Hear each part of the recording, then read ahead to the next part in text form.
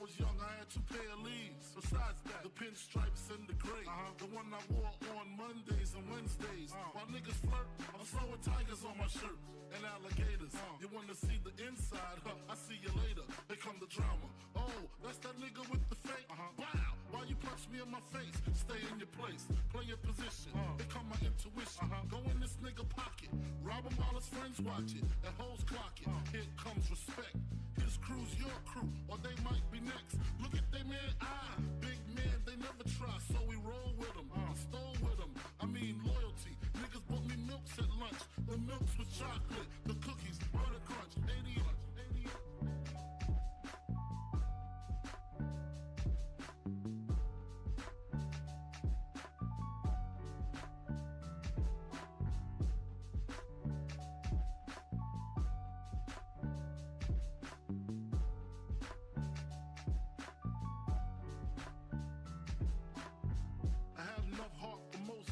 long as I got stuff for most of them soft. Even when I was wrong, I got my point across. They depicted me the boss. Of course, my orange box cutter make the world go round. Plus I'm fucking bitches ain't my homegirls now. Start stacking, dabbled in crack, gun packing. Nickname Medina, made the scenes, took my Ninas. From gym class to in-glass, pass off for global. The only nigga with a mobile. Can't you see like total? Getting larger in waist and taste. Ain't no telling where this felon is heading. Just in case, keep a shell at the tip of your melon. Clear the space. Your brain was a terrible thing to waste.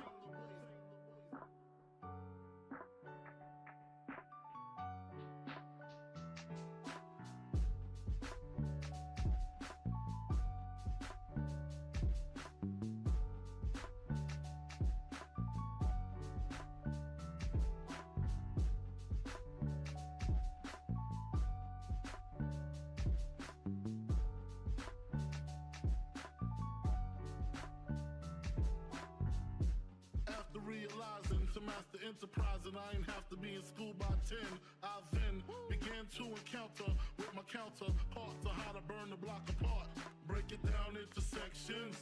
Drugs by these selections. Some use pipes, others use injections. Syringe sold separately. Frank the deputy, quick to grab my Smith & Wesson like my dick was missing. To protect my position, my corner, my layer. While we out here, say the hustler's prayer. If the game shakes me or breaks me, I hope it makes me a better man. Take a better stand, put money in my mom's hand. Get my daughter this college plan, so she don't need no man. Stay far from timid, only make moves when your heart's in it. And live the phrase, sky's the limit. Motherfucker.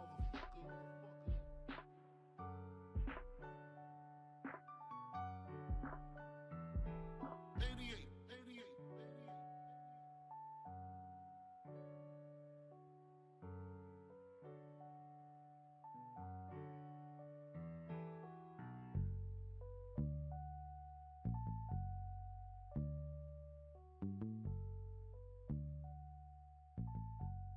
And live the phrase, sky's the limit.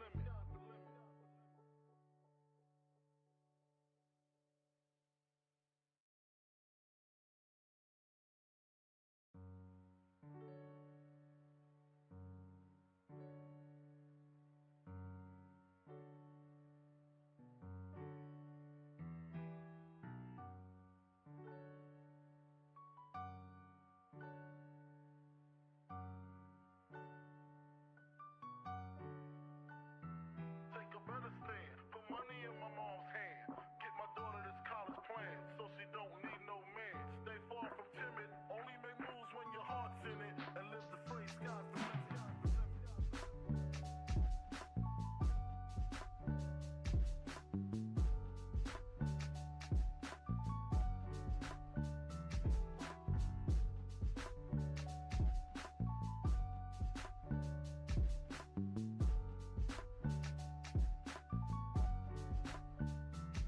A nigga never been as broke as me. I like that. When I was young, I had 2 pair of leaves. Besides that, the pinstripes and the gray. The one I wore on Mondays and Wednesdays. While niggas flirt, I'm throwing tigers on my shirt and alligators. You wanna see the inside? Huh, I see you later. Here come the drama. Oh, that's that nigga with the fake. Wow, why you punch me in my face? Stay in your place, play your position. Here come my intuition. Go in this nigga pocket, rob him while his friends watch it, and hoes clock it. Here comes respect. His crew's your crew, or they might be next. Look at they man, big man, they never try, so we roll with them. Stole with them, I mean loyalty. Niggas bought me milks at lunch. The milks with chocolate, the cookies, butter crunch, 80.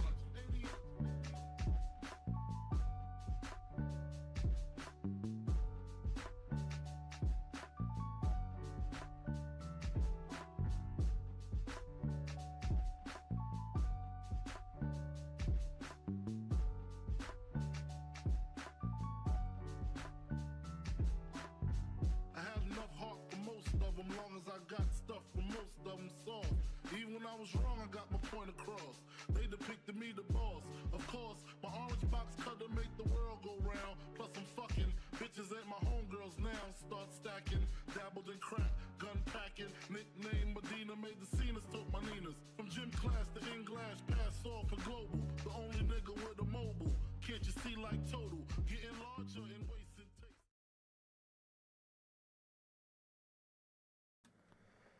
Ahem. Well, everybody, what is going on, man? What is going on? Okay, nice. How the hell is everybody doing? Thank you guys for being here as always, man. If you guys are here already, or if you're just getting in, how is everybody doing on this fine Monday evening, man? Yeah, bro. God, it genuinely feels like we're living in a parallel universe, some sort of parallel universe, bro, to the point where, you know, me and Sergey, you know, have conversations, obviously, as we're, you know, letting the music play for you guys and stuff, and there's been a heavy amount of Dynamite ranting. But there's never been, until now, in the loading screen where we both say, ugh, we have to talk about Dynamite. You see, Literally. One thing that irked me about this episode of AEW is this is exactly what is wrong with the fan base. Exactly what's wrong with it. Dynamite sucks 2 weeks ago. Tony Khan gives you a bunch of matches that don't make sense, but they just have two fucking fantastic names in it. And people are fine. And people are, oh, Tony Khan's cooking again. Paul's shaking in his boots when he's seen this Dynamite card. Is he? Is Paul... Dude, the amount of... Bro... This type of shit is exactly what is wrong with AEW and their fan base. Dynamite sucks. Give a couple more. Daniel Garcia versus MJF. What the fuck? Jay White versus Mark Briscoe, and if Mark Briscoe wins, then he challenges for MJF for the title. What? Samoa Joe versus Keith Lee. Huh? Where's all this stuff come from? And all of a sudden, dude, AEW's back. Tony's cooking again. Booker of the Year. If Tony Khan wins Booker of the Year this year, though, I mean, nobody should take those awards seriously, but if you did, you should no longer take those awards seriously. If Tony Khan wins Booker of the Year, and it's not Paul Levesque, somebody is out of their fucking marbles. Seriously. Oh, yeah. That's sort of, who does those awards again? Is it Meltzer? Yeah, I think it's Meltzer and Alvarez. Oh, yeah. Tony Khan ain't winning. You know how much fucking Dave's been fucking shitting on AEW lately? They ain't winning. It's about time, Dave. Look at that. Well, according to Dave Meltzer, before Cody Rhodes and Seth Rollins, WWE had no 5-star matches in 15 plus years. So, as you know, this is another day. Dude. Or no, sorry. Yeah, before Cena and Punk, 2011. Before that, well, actually, from Punk and Cena to Cody and Rollins, it was, 11 years since WWE had a 5-star match. So in 11 years, WWE didn't have one 5-star match, according to Dave. And then before Punk and Cena, I think it was like a solid 10 or 12 years. So, good old Dave. You gotta love him. So, but I'm telling you, bro, if Tony Khan wins Booker of the Year, those awards should absolutely be disgraced from everybody's memory, because there's no way you give us a random card and were the matches good? Of fucking course they were good. I have AEW. If I could say one thing about AEW, in-ring quality, nobody tops them. But where WWE beats them is making you care about the in-ring quality. Exactly. They put on a damn good match. But I don't give a fuck about it. I don't give a fuck about it. It's what it is. Exactly. So, yeah, man, we're going to talk about it. This episode of Dynamite was better than last week, considering last week was somebody on one of their shows rated it the statistically the fourth worst AEW Dynamite ever. I really want to know what number 1 was. But number 1 might have been the one that ended with the Dark Order fucking minions, and they like made a throne, and they were like beating up the Elite. Remember when the guy was beating up the Elite? Remember when the guy was throwing the fucking punches at the ground? And like Christmas of 2019? Remember when everybody was clowning on the Dark Order extra? Because he was acting like he was punching Nick, but he was just punching the mat. I do remember that now that you think about it. I remember that shit. If I had to guess, that one would I would assume, statistically speaking, that one was probably the worst. But apparently this last week, the one with Big Show, was the 4th worst AEW Dynamite.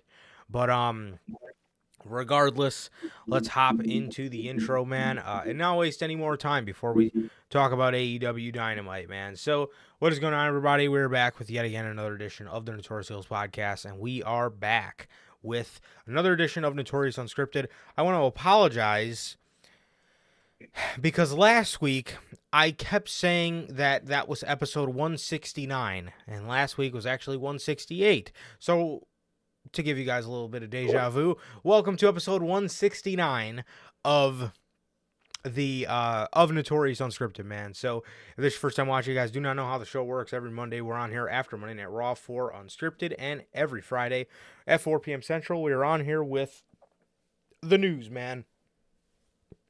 If you guys did miss this past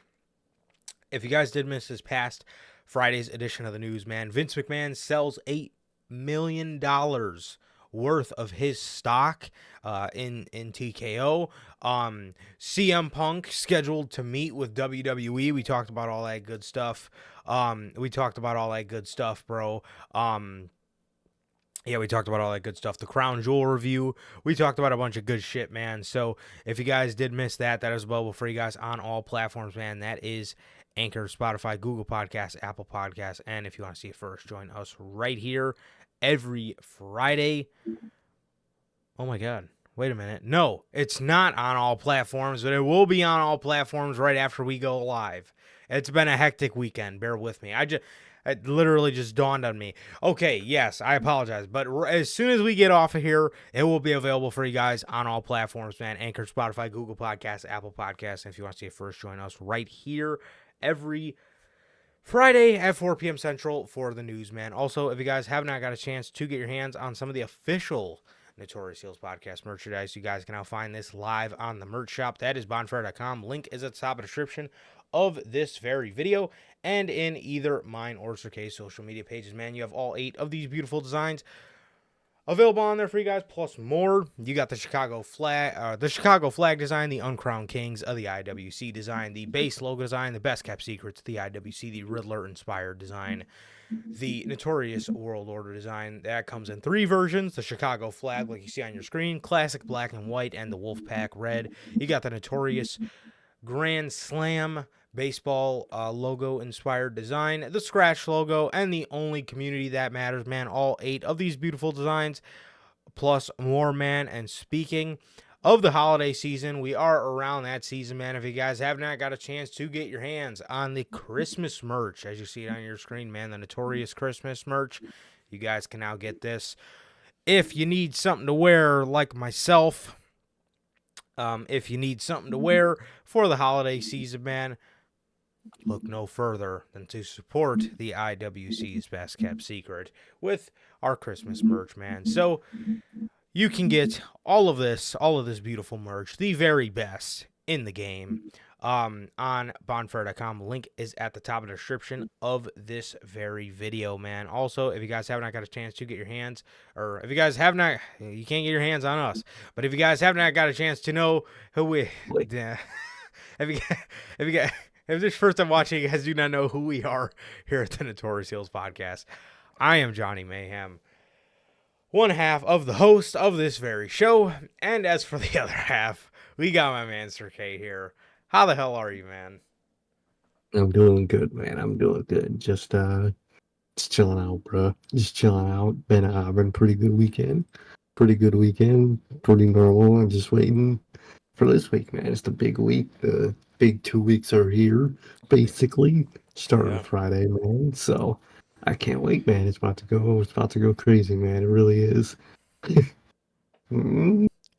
Might be wrong on one of us, Logan. But it's your birthday weekend. Happy birthday again, so that's awesome. But bro, I'm chilling, man.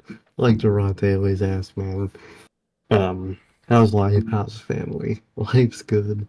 Family's good. How's everyone doing a live chat and in the replay, man? And what about you, man? How are you doing? I'm doing good, bro. I'm doing good. It was a great weekend. Went to meet up with one of my very best friends on Saturday. So that was cool. Always nice, bro. Yesterday went out with some family, and then today hung out with my pops for a little bit. And then hung out with the lady for the later half of the night, watched Raw and just kind of hung out, bro. So it was really nice, man. It was a really, really nice birthday, bro. But yeah, we're 22, bro. We're 22 officially now. So yeah, but yeah, man. But other than that, dude, yeah, just it's not over yet. Actually, yeah, I starting from Saturday up until now, dude. I mean, the party's just getting fucking started, bro. We got like another 2 weeks of doing a bunch of cool shit, man. So yeah, like I said, man, the party's fucking just getting started. No, but it was a really good birthday, man, and I really appreciate everybody who wished me a happy birthday. I really appreciate everybody.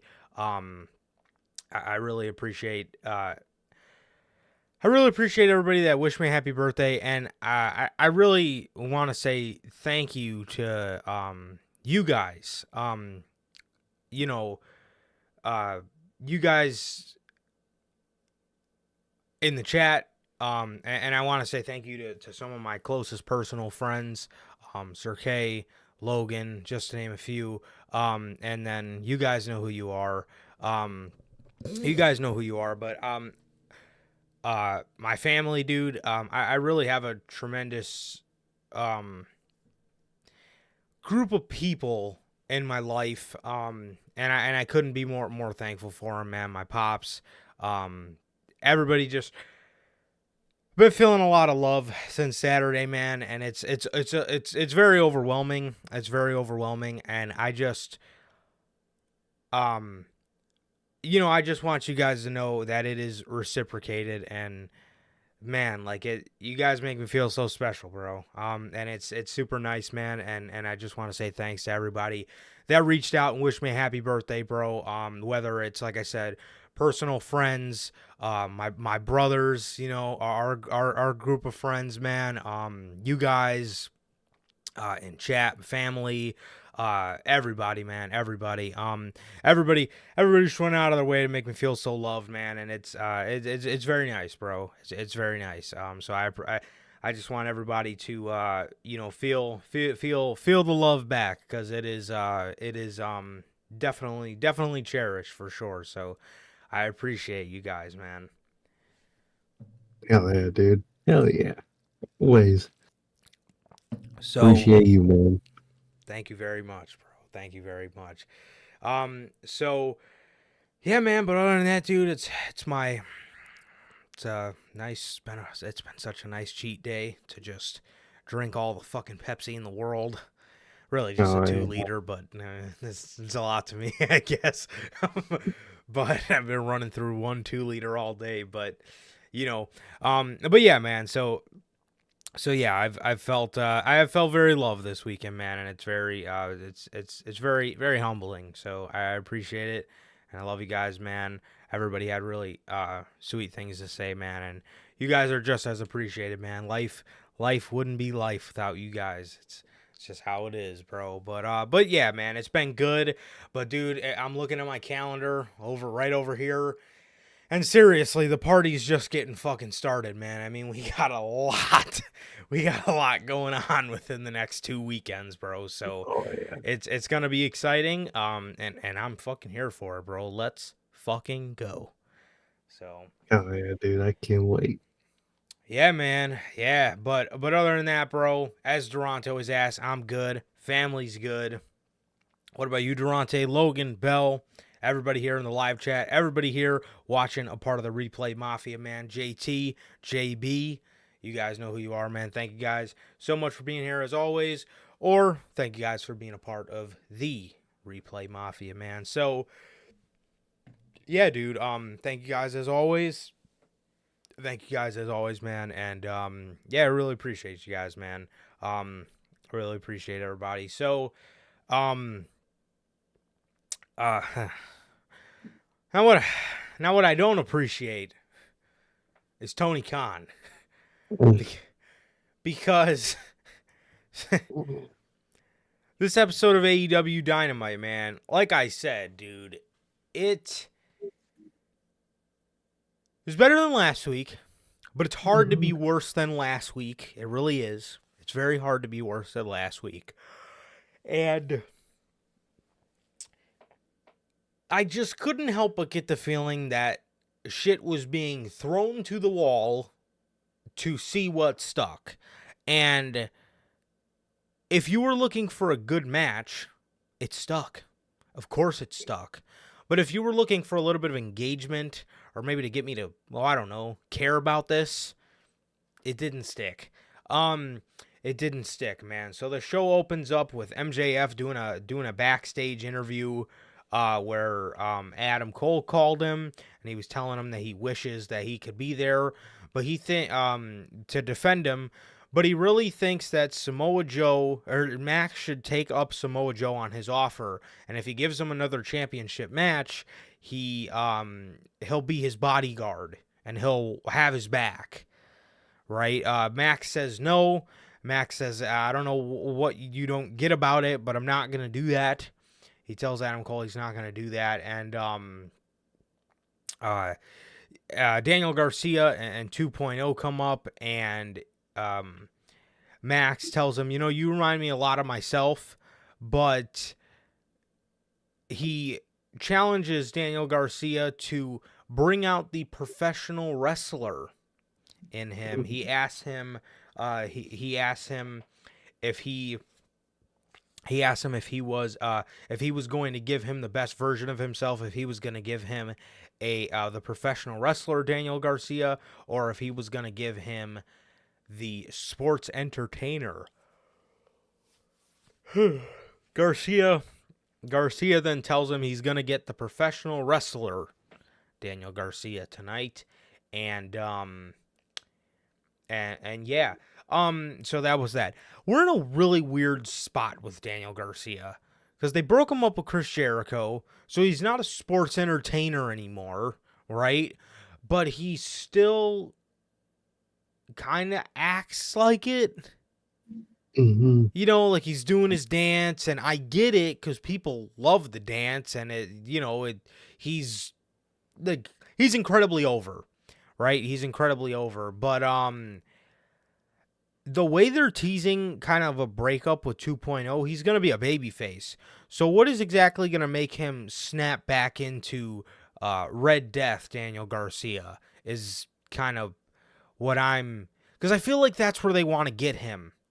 You know, because they want him to be a professional wrestler again and blah, blah, blah. But he's still acting like a sports entertainer. And I don't know if he's just doing it because they want to tell a story or if he just knows that his dance is mad over. I'm a little... I don't know where we're at in this, is what I'm trying to say. It's definitely real confusing.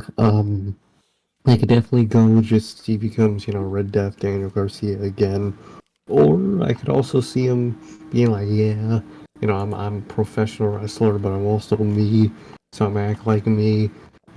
Just as like an excuse in a way to still, do the dance and be funny. When I think he could pull off both, man. He's one of those guys where I don't mind a splash of comedy in it because it's actually funny, and when it's not the whole character, I like it. So I hope that's the route they go with, and with how popular him doing that is, I think that's the route they're gonna do. I could definitely see it. For sure. So yeah, man. But yeah, Daniel Garcia tells MJF he's gonna get the pro wrestler version of him, and then Roddy comes wheeling himself up. And MJF tells him off, and he walks away, and then he tries to talk to Adam Cole, and Adam Cole hangs up the phone. So yeah, that was that. But the opening match seen Daniel Garcia versus MJF for the World Heavyweight Championship. Another thing. And me and Sir K were talking about this privately the other day. Dude, last week, MJF should have gotten the belt back. Yes. Do you know how poor this aesthetic looks of MJF is this wanted man in AEW, right? He's got a fucking red dot on his forehead, right? Everybody's gunning for him. Do you know how bad the aesthetic looks of people gunning for a world championship that he does not have around his shoulder? Like, do you know, it's the little things. Remember when Tommaso Ciampa would hug Goldie, right? Remember that? When he would fucking hold it like it was his baby daughter, bro. He was not letting go of that thing. Do you know how cool you can have stuff like that with MJF, where he starts, hugging the championship, and he starts, whenever people try to, whenever like Wardlow presses him backstage and he wants to fucking choke him and whisper in his ear like a fucking creep. You know how cool it would be for MJF to kind of, hold the belt away? Like the little things like that, I really think they could be capitalizing on right now. But no, he's a wanted man, and he doesn't have the championship that everybody wants. Instead, it's another guy who put his number one contendership on the line in the main event. So what would happen if he lost? He just still was walking around with the belt that now he's not even getting a fucking chance for? No, exactly. It would make fucking sense, man. Like you said, it's really a horrible look to have everyone just wanting to face MJF. Literally everybody wants to face this man for the title, and he doesn't even have it.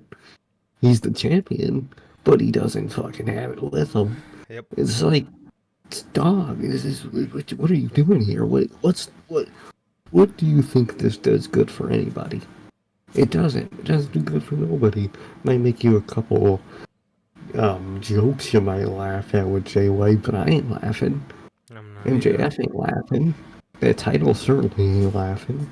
So what are you doing? I don't understand what the deal is here with all this. I don't either. It's a horrible aesthetic. It really is. Again, it just this. I mean, just listen to it, bro. There's a champion that everybody's gunning for, and he's not even carrying around the belt. Like, you know how much storytelling you could just be doing in with MJF and the fucking metal on the strap? You know how much storytelling you could be doing with just showing people visually when MJF is in situations like that how much he loves that championship. Exactly. Hey, be like like you said, be like Champion Goldie, where he's fucking it's attached to his hip. He doesn't let it leave his hands, no matter what. Same thing with the match with Omega. Same thing with the match with Omega. Like, Omega was defending his record, his longest reigning champion record, and you know how it's really the little things like that. Do you know how much it would have added to the match when they were doing the announcements if Omega wasn't able to fucking take his eyes off the belt? Be perfect. It doesn't. Or every time the belt, the ref grabs the belt to toss it up for the fans. He like hesitates and doesn't want to give him the fucking belt. Seriously, like, it's the shit like that, bro.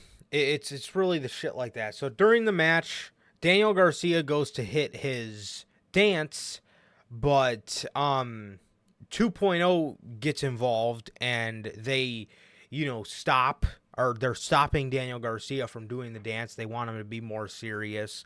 So he ends up putting MJF in the Dragon Slayer, and he's so exactly, Logan, exactly. Like, they announce him as the winner, and then he defended his belt, and he doesn't even have it. Exactly. It's yeah, it's incredibly annoying. If it's one thing if Jay White had it for a couple weeks or whatever, dude, but like, bro, like when Brody did it to John Moxley, Brody had the belt for like 2 weeks, a week. Like, it wasn't. This shit has literally gone on for like a fucking month and a half, where this man's just carrying around the belt. Bro, call the cops. Seriously, bro. So after the Daniel Garcia goes to do the Dragon Slayer, and he starts doing his dance as he's leaning back, MJF grabs him by his neck, whips him around, puts him in the Fujiwara armbar, and beats Daniel Garcia and retains his world championship that he does not have. Daniel Garcia went to shake his hand, but 2.0 got involved and put a stop to that, man. So that was that. Yeah, that was that, man. Yeah, so that was the opener to AEW Dynamite.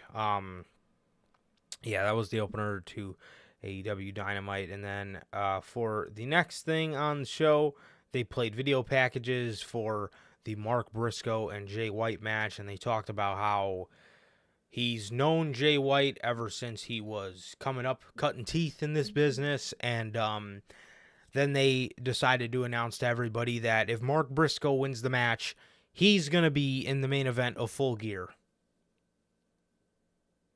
Or to tell me he's not winning the match. Hey, fuck. Come on, people, be serious. Dude, are you fucking for real right now, man? I mean, come on, bro. So, Oh no, he ain't been in. yeah, like Sir K said, way to go. Way to fucking tell me he's not winning. So, yeah, that's that. Yeah, man. So, next was Darby and Sting versus these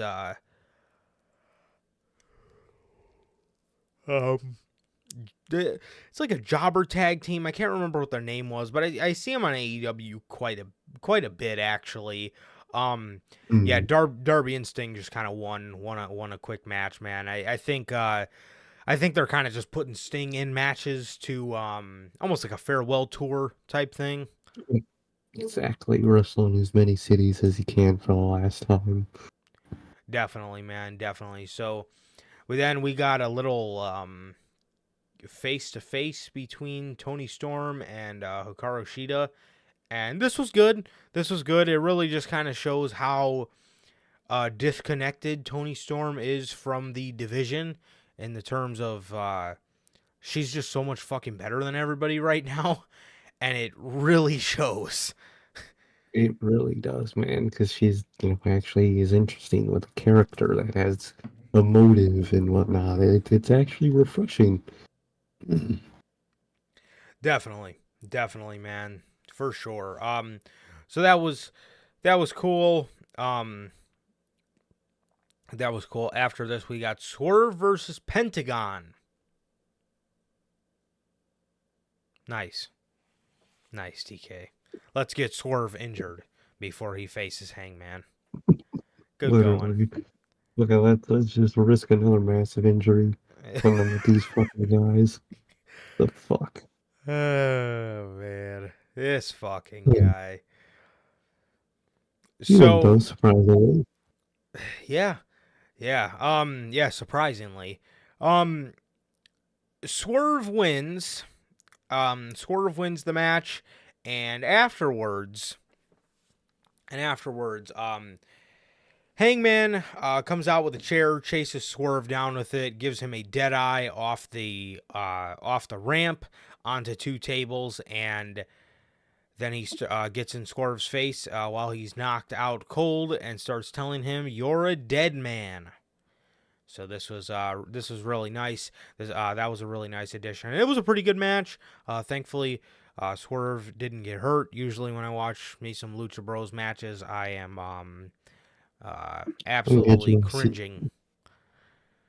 Exactly. On the edge of my seat for the wrong reasons. Exactly. I'm on the edge of my seat because I think somebody's about to have fucking suffer a career-altering injury. But It's all the ones that WWE make up. We're gonna see one of those for real. You gotta be prepared. afterwards, we get an ad for. I don't play them, but if I've seen them, and I'm pretty sure they're the Yakuza games. We get an ad. Yakuza ads. Yakuza and AEW collab ads for the Don Callis family versus Kenny Omega, Chris Jericho, Kota Ibushi, and Paul White match. That's this Wednesday, mind you. For some reason. Oh.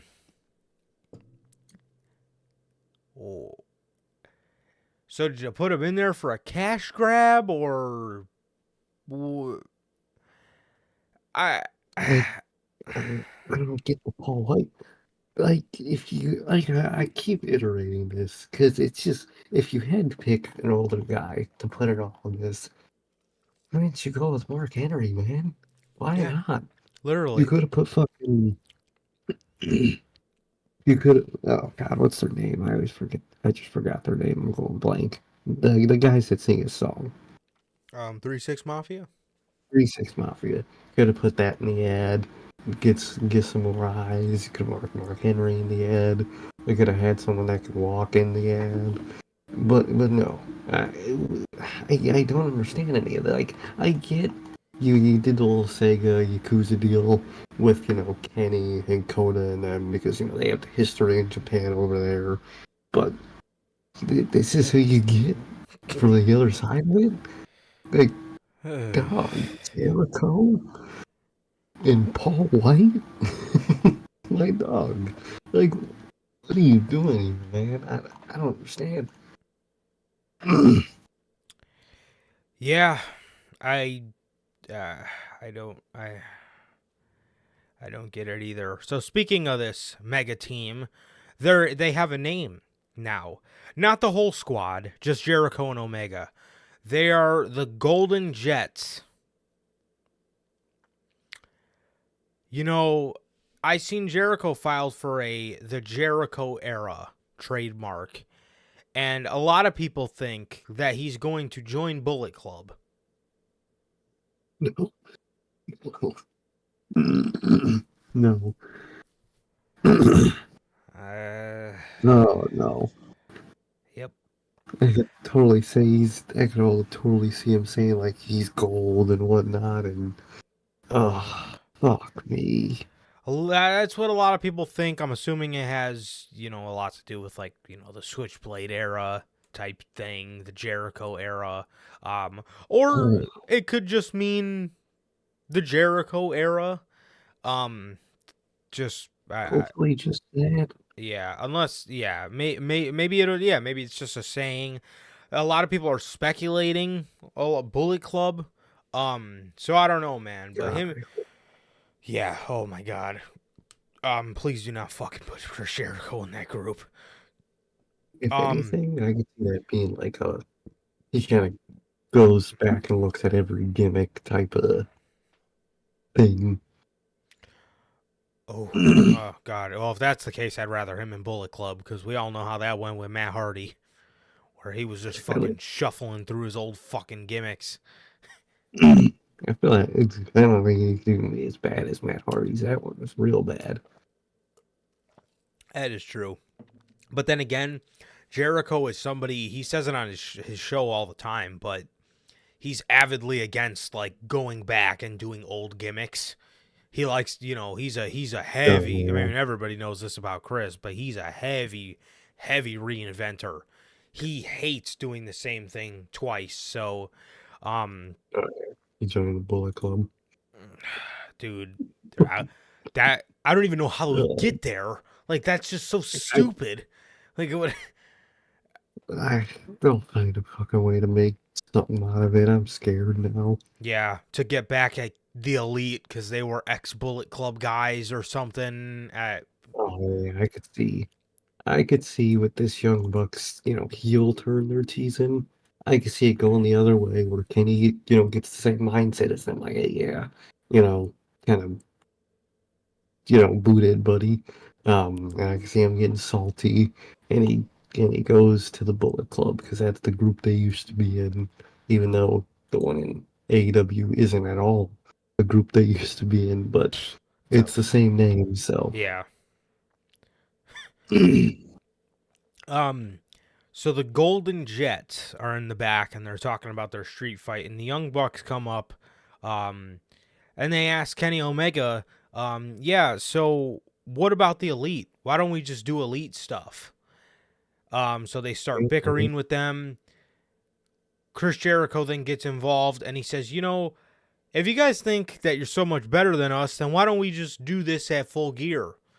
And you guys have a little tag team title shot in your back pocket. How about if we win, we get it? The Young Bucks kind of scoff at him because, they're the best tag team of all time. Kenny Omega then says, if you guys are doing this to test yourself or to see if you're better than us, we can do that because I've done it before and I've beaten you. And then the Bucks then clap back at him and then ask him, what about the Elite? And Kenny Omega tells the Bucks, you guys are acting like entitled children. Doesn't that sound familiar? I'm hurt. I'm old. I'm fucking tired. And I work with fucking children. Doesn't that sound familiar? It does. I wonder what's that from, man. Is that from a podcast? Or was that... Oh, wait. That was Brawl Out. Ugh, come on, guys. What are you doing?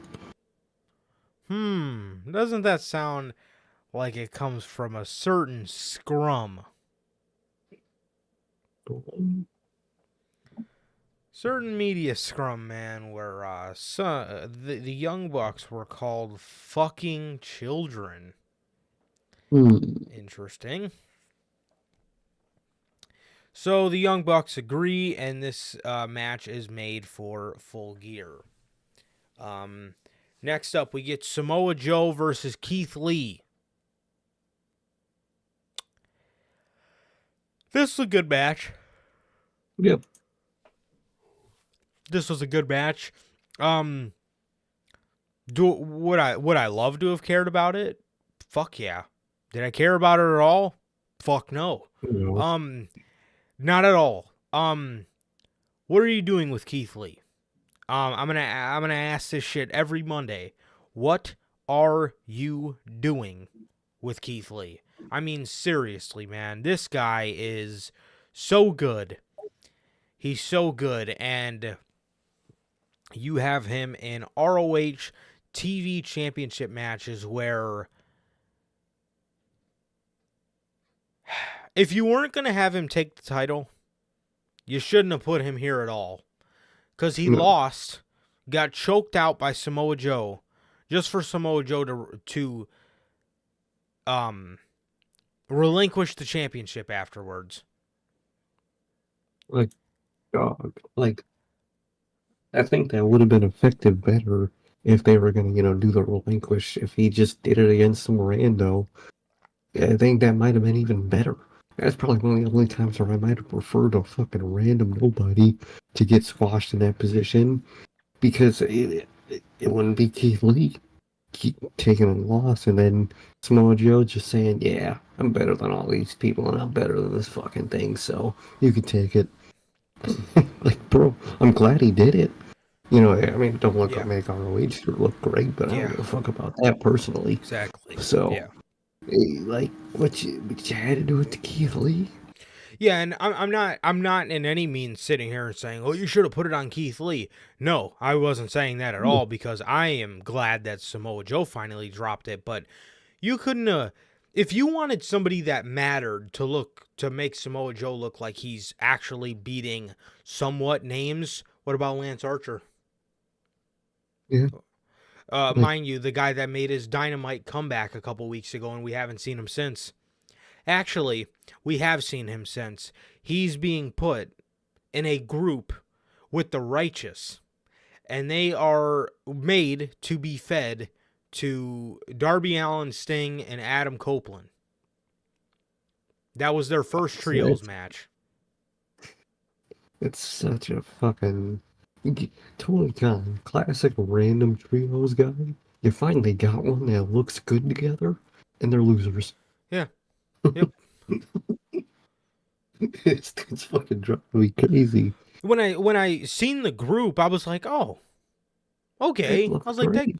that could work. And then literally in the same segment, this group Saturday on Collision is going to be going up against Darby, Sting, and Adam Copeland. And I said, oh, okay, well, the group's dead. I mean, Just kill mean, him. You already did. What the fuck? How do you not see what you have in the righteous? I mean, WWE didn't either. I don't know what the fuck these people are seeing. Yeah, I don't know. So, Keith Lee gets choked out by Samoa Joe.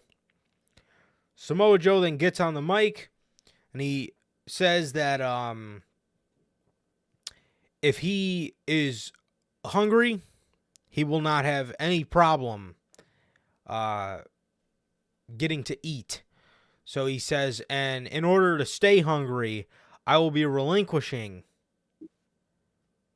the Ring of Honor Television Championship. He says he's done everything he needs to accomplish. He became the longest reigning Ring of Honor World Television Champion, and he became the longest reigning Ring of Honor World Television Champion. And he says the next belt, the next piece of gold that will be around his waist is the All Elite Wrestling World Heavyweight Championship, as he puts the mic down and he leaves the ROH TV title in the ring. I loved this. Samoa Joe is one of those guys. I get you don't want him to lose because you want him to go up against MJF,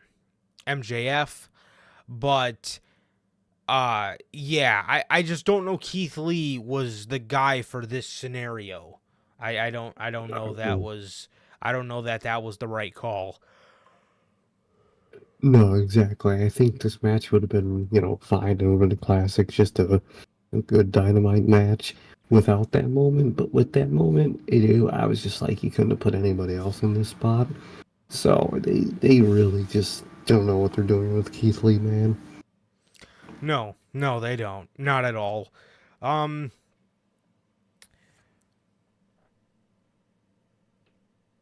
Next, we got the Guns versus the Bollywood Boys. They actually got a huge pop. It was kind of funny. The Bollywood Oh, yeah. Boys, the Singh brothers. Those bros. Austin and Colton Gunn get on the mic and continue to remind Tony Khan why he did not dish out that big bag for 50 Cent for many men. Because they absolutely sound fucking horrible on the mic. And they suck. They're not good. No. They're decent in the ring, but like I said, dude, as soon as they grabbed that microphone, they fucking reminded Tony Khan instantly why he did not buy the rights to many men, because I wouldn't have fucking done it either.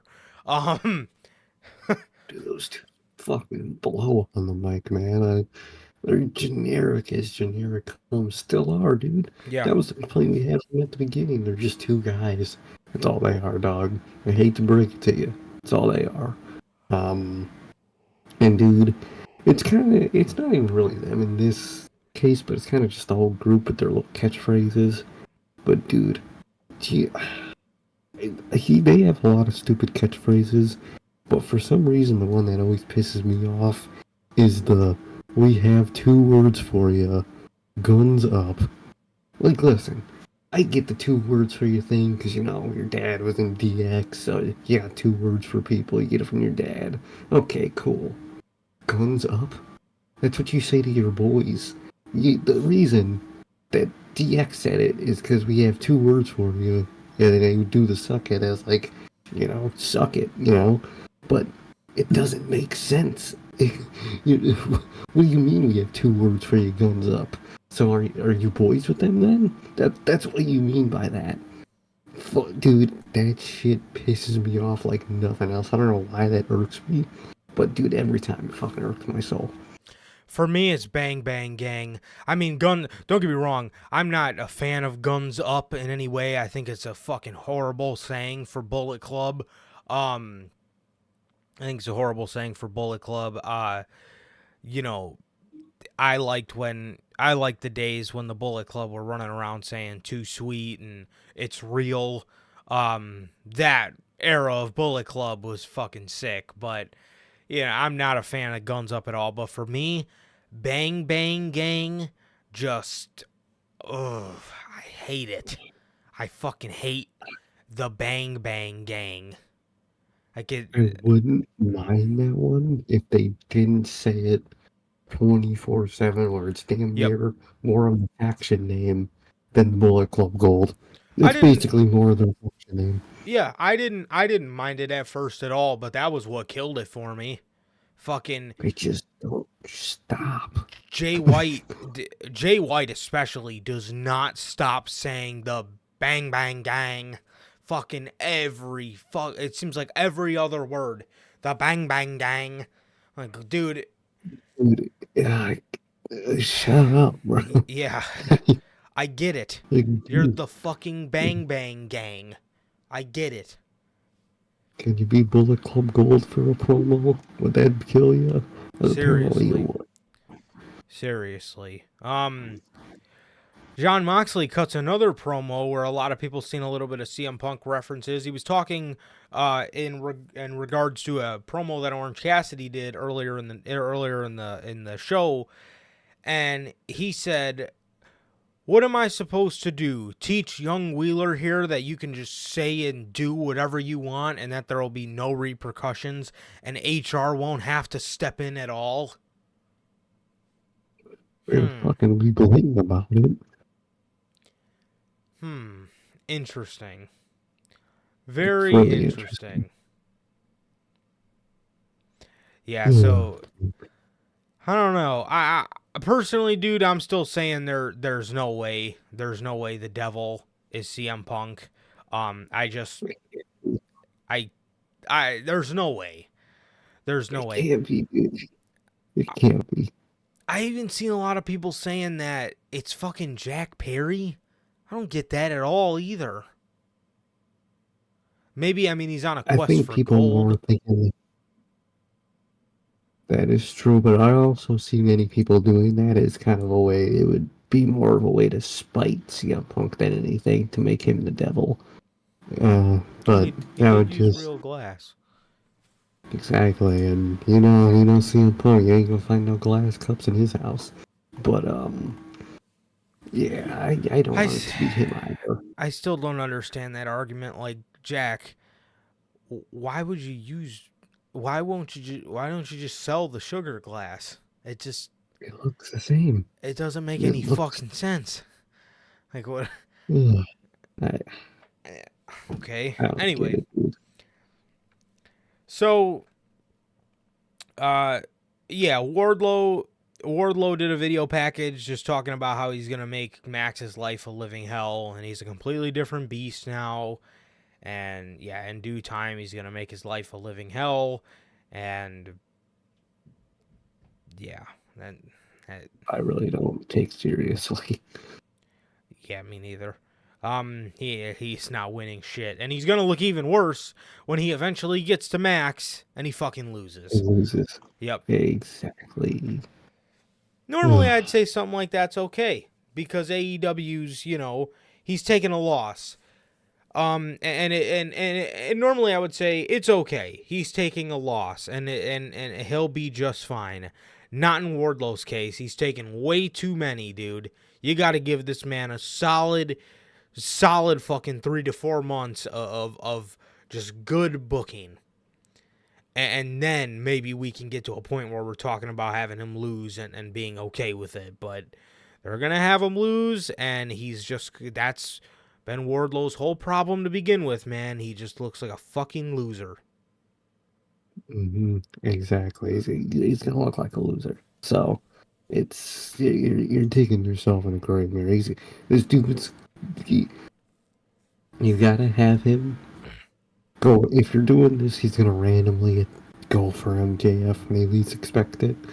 Have that man lose the title before he goes to him, so he gets even more mad and just goes and does something else and wins the title somewhere else or in some other title, because that's really your way out of this. Yeah. Definitely, dude. Definitely. The next match was Julia Hart versus a returning Red Velvet.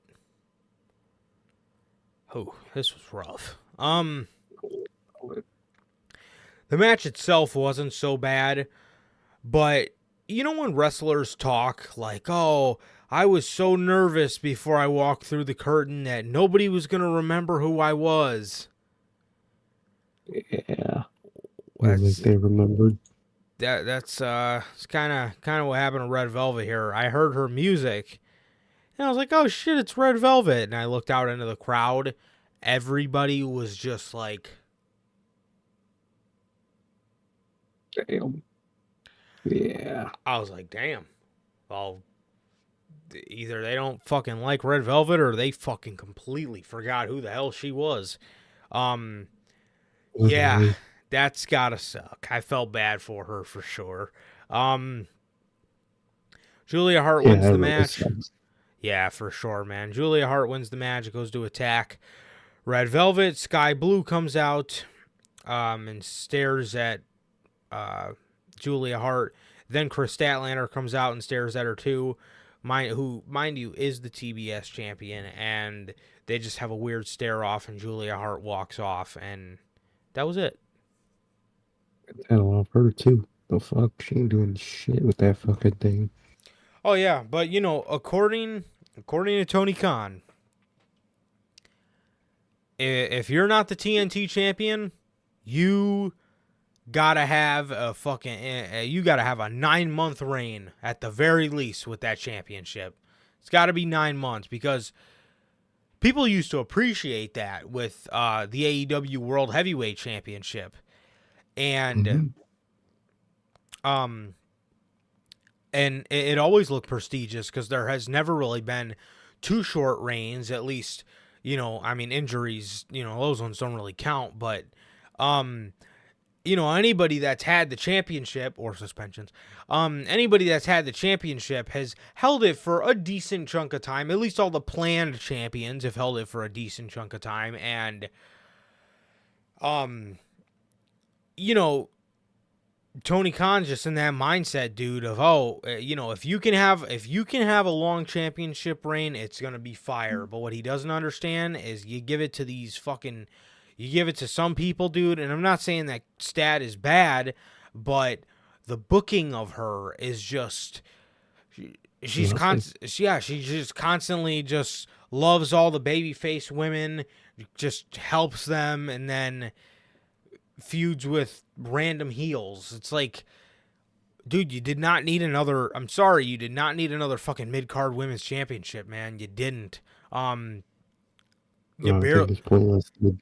Oh, 100%. You fucking barely got enough room for the regular women's championship, let alone the other one. So. No, exactly. So, like, you don't even like women's wrestling, and there's no way you do.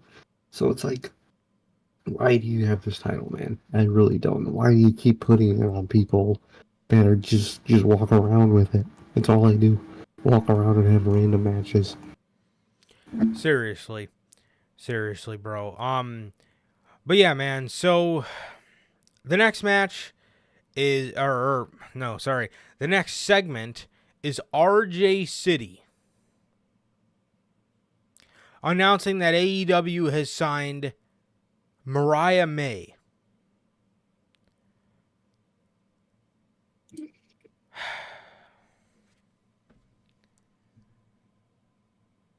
Dude,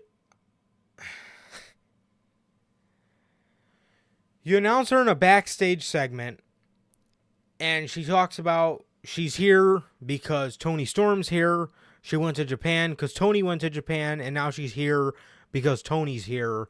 And she wanted to talk to RJ because she knows that RJ is friends with her. RJ says, yeah, I can show you to her. I could introduce you to her. And she kisses RJ on the cheek. And yeah, that was that was that. That's how you fucking introduce Mariah May to your company? Is Tony Storm's biggest fan in an interview where she just said she's here for her because she's her fan. The fuck are you? Way to fucking start someone off instead of throwing them,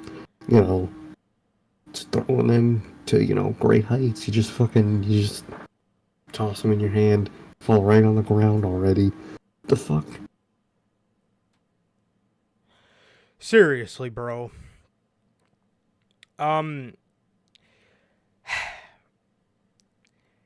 So, yeah, that I don't know, man. I've seen a lot of people complaining about it, and it's so true. I'm just sitting there watching it like, you mean to tell me all this bullshit you put on the show, you couldn't find any TV time to put her in a better introductory segment? Like, at all? I don't know, man. I don't know. And again, if you wanted her to team with Tony Storm, that's perfectly fine. Have her help Tony win the championship at Full Gear. Yeah, that would be an obvious answer to fucking go with, but no, just throw her to a fucking random segment on Dynamite, man. Yeah, throw her out there so we can get her out there because WWE's interested in Julia, and WWE's, who's the other one they were interested in? There was Julia and goddamn, I can't remember. It was Julia and somebody else. Like, dude, what the fuck are we doing, man? I mean, are you serious right now? Saray, was that her name? Saray, yes, Saray. That's who it was. So stupid, dude. So in the main event, we had Mark Briscoe versus Jay White. Very nice to see Mark Briscoe back, by the way. It's awesome. This was, I think he's been back for a while, but this was his first time back on Dynamite, or at least in on a big Dynamite show. And he got the main event here. Another thing, this match to me just didn't really, I don't know why you didn't put the fucking, I have no idea, Tony. I have no idea what you could have put in the main event. Maybe the World fucking Heavyweight Championship match? Maybe that one you could have put in the main event? No way, man. The fucking contenders match where the contender just opened their shot to somebody else to possibly win, even though he's already walking around with the title. Put that in the main event, man. Seriously, bro. Jay White beats Mark Briscoe. MJF comes out, attacks all of Bullet Club Gold. Jay White runs off with his belt, and with each passing day, I just wish this man was in WWE, bro. Dude, I'm telling you, man, like, what are they doing, bro? I do not like this version of Jay White. Imagine just a badass vigilante type Jay White as a heel in AEW, where he was just, and the Blade Runner, his version of the Blade Runner is like, it can be executed quick, like an RKO. Imagine, like, him just running up on people doing it.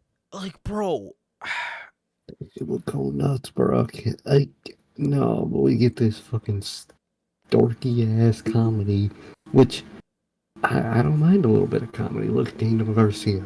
He splashed a little bit of comedy in his character, and I don't bat an eye because it's funny and it's in moderation. But you got Bullet Club Gold where the whole thing is a joke. That's the whole group is a joke.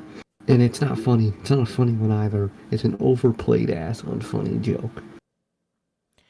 Definitely, dude. I mean, they did him no favors with the members they chose for this group. There's so many serious people you could have put in a group with Jay White, and they would have been just fucking fine. Swerve, Pac are two that come to mind.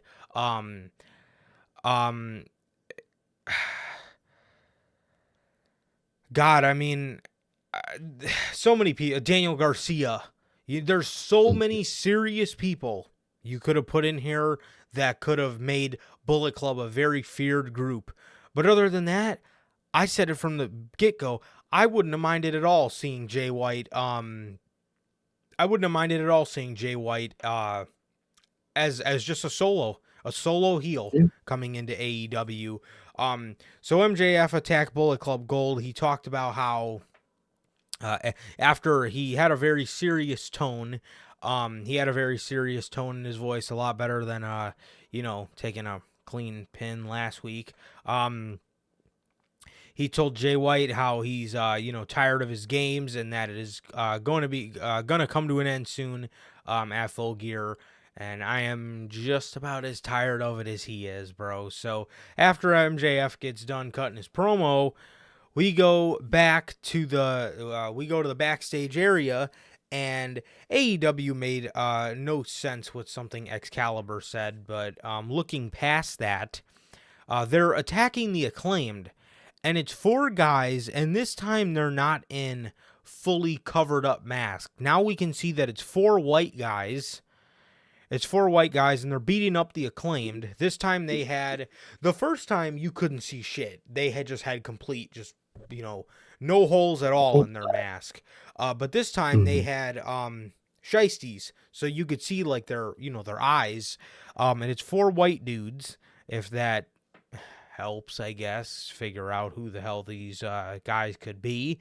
They're beating up the Acclaimed, and fucking Excalibur says, whoever helps MJF is getting attacked.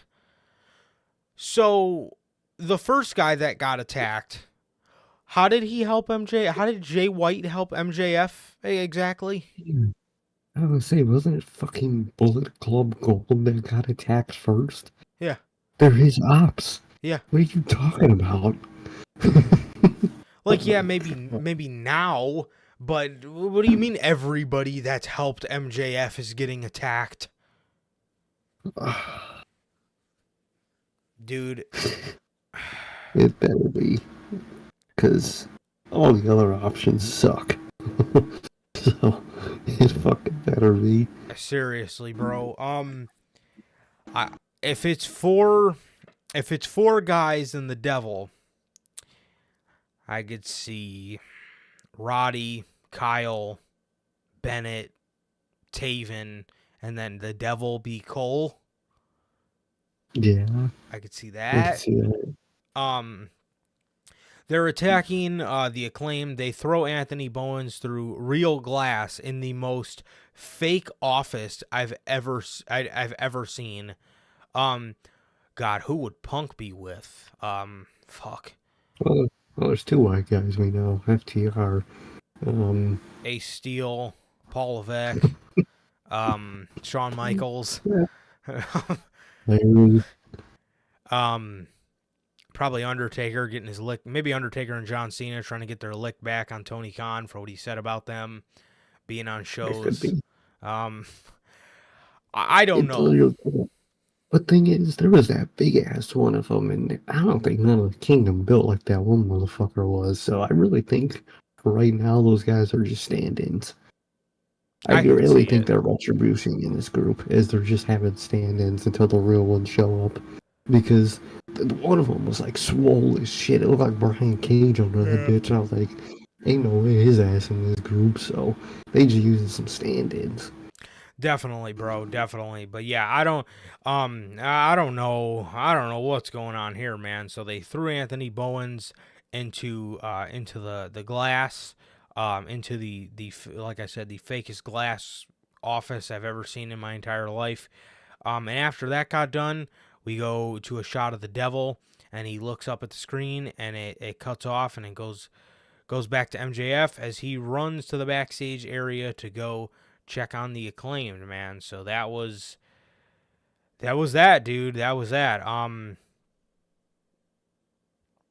Yeah, that was that. That was how Dynamite. That was how Dynamite ended. He runs to the back and goes check on the Acclaimed, and Samoa Joe goes up to him and offers help again because of what happened to MJF's new buddies, I guess. So I don't know who this could be. I just hope we don't get too slow of a burn with this. But I'm interested now. I just hope they don't drag this along in typical Tony Khan fashion. Hopefully not, dude. Hopefully not.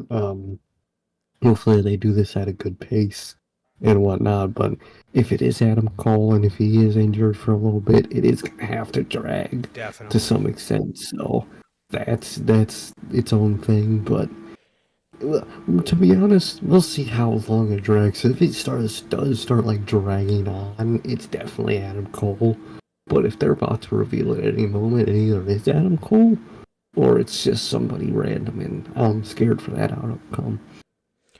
Definitely, man. But overall, what did you think of this episode of Dynamite? And what was your comparison to it from last week? Well, when you're comparing it to last week, it was better. But if it wasn't better, that would be really fucking bad. Because last week blew absolute chunks everywhere, all over the arena, all over my room. I'm sure it was all over your room. Everywhere. Everyone who was watching, their room got chunks blown in them because that shit blew. And this week was just kind of one of those classic Dynamites we've been getting where it wasn't bad, but nothing happened. That's like legit ass, like great shit. Like one or two things maybe, but most of it's kind of just forgettable. You got two big name matches that I don't give a fuck about because there's no story attached to them. You got random weird story stuff I don't like the Jay White stuff they're doing. Yeah. Fuck, what else are they even doing? They get a big show and whatnot. This Young Bucks heel turn and the Elite break up again. Um, just a lot of little stuff I don't like. It definitely wasn't last week, but fuck, I mean, it wasn't much of anything. So it was a classic. Sadly, at this point, but this past like fucking couple weeks, man, it's the classic boring Dynamite where I don't remember afterwards. Definitely don't remember when we start the show on Mondays, dude. I never do anymore. Um, No. and it's just one of those episodes where it's just forgettable nothingness that Tony kind of keeps producing, man. The same mediocrity that created this thing, and now it's became this thing, and it's really sad to see, man. It's all I think about when I watch the show is what it was, man. Definitely, dude. Definitely. It really is, bro. It really is. Yeah, what was the other thing that I heard they were on Collision, they were teasing for the AEW Tag Team Championships. Big Bill and Ricky Starks versus LFI.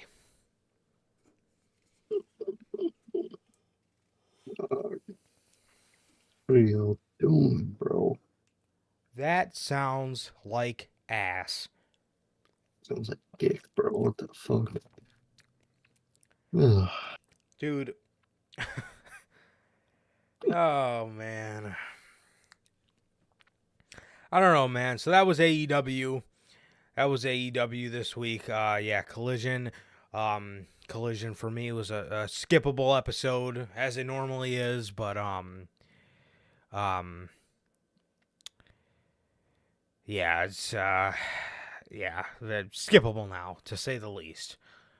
Exactly, classic AEW right now. One show skippable, and the other, you sometimes wish I could skip. Me too. Me too, dude. So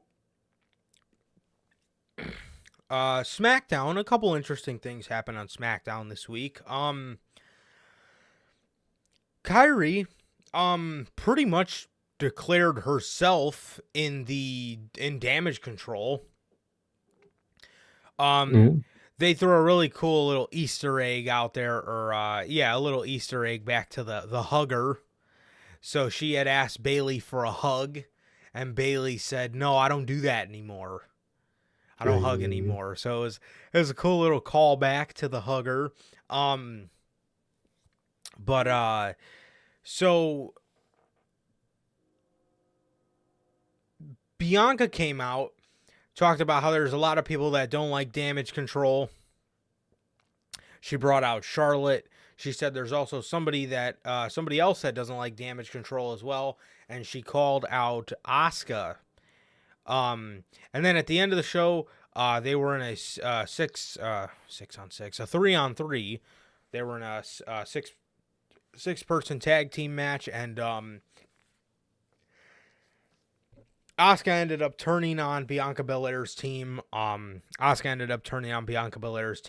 that was that, bro. That was that. So Asuka aligned herself in. I guess Asuka's in Damage Control now. So that's interesting. Yeah, very interesting, man. I dig it. Setting up this women's war games, which they are setting up a women's war games way better than I thought they were going to be able to. I'm actually genuinely shocked and intrigued for how legitimate they're getting a women's war games together. I didn't think they were able to. I thought they were going to have to slop some shit together for them this year, but it's looking real interesting, man. And I actually like it a lot. Me So too. I like it way more than I thought I was. So I'm excited for it. Actually, I don't know if it's possible. I don't know if it might kill her, but an insane elbow off war games. I'd pay to see that. I mean, we did pay to see it, but I would love to see that. So Did in fact pay to see? yeah, definitely, dude. I heard rumors that Becky was going to be added to the babyface team, so I could see that, which is going to be interesting because Charlotte's on that team. So, Uh, but I yeah, don't there'd be know. that little. I don't know who else they could get. I hope they don't do somebody like Jade, or I hope they don't do somebody like that. I think that would be horrible. But I don't know who else they could put on the babyface team necessarily. Yeah,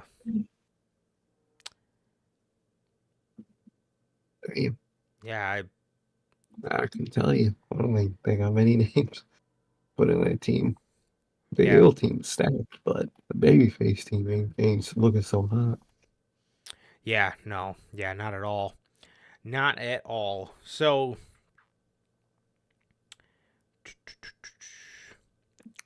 and then the big thing that happened on SmackDown, the LWO was out there and they were all talking like nothing happened, and they were all cooling out and just hanging out like So, LWO does. They're just hanging out like Ray didn't just lose his title.